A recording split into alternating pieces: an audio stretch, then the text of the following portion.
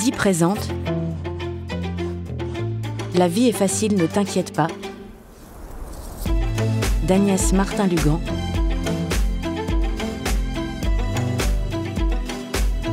Lu par l'auteur.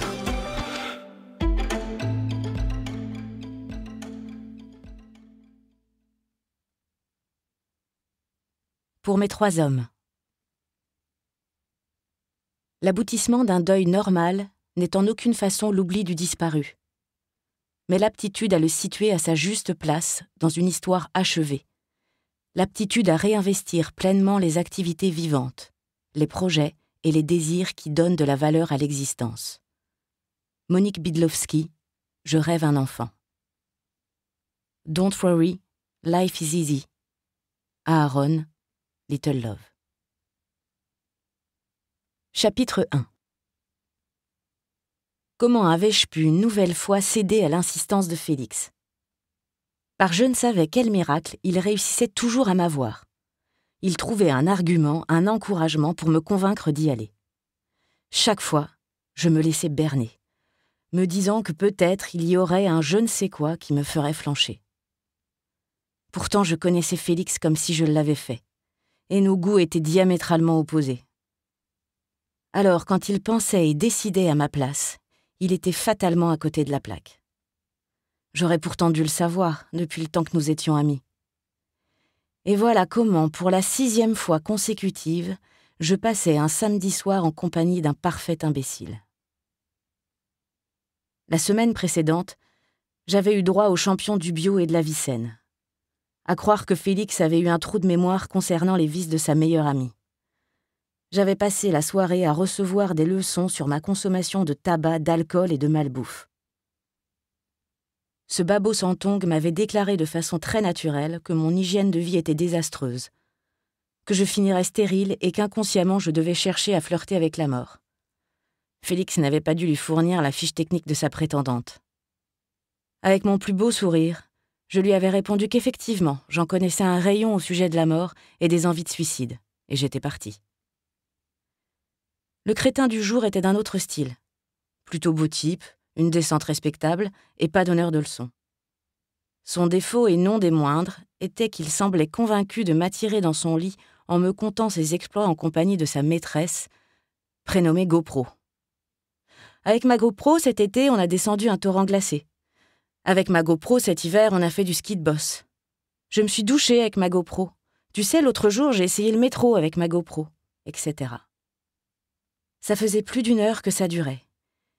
Il était incapable de faire une phrase sans en parler. J'en étais au point où je me demandais s'il allait aux toilettes avec.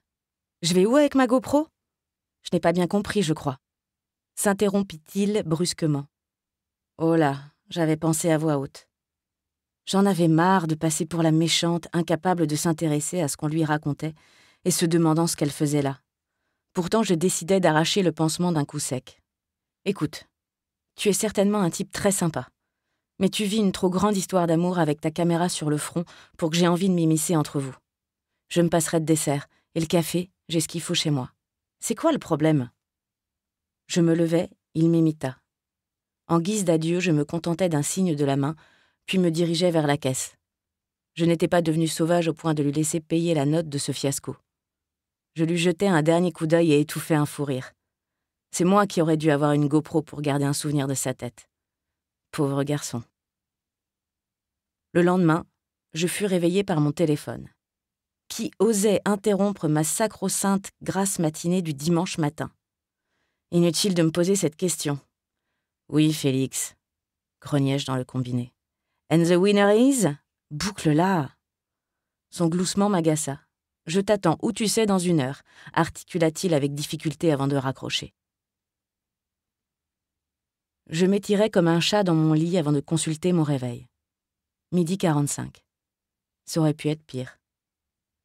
Autant je n'avais aucun problème à me lever en semaine pour ouvrir Les gens heureux lisent et boivent du café, mon café littéraire, autant je tenais à cette grande plage de sommeil du dimanche pour récupérer, pour me vider la tête. Dormir restait mon refuge. Après celui de mes grands chagrins, il était celui de mes petits problèmes. Une fois debout, je constatais avec bonheur que la journée serait belle. Le printemps parisien était au rendez-vous.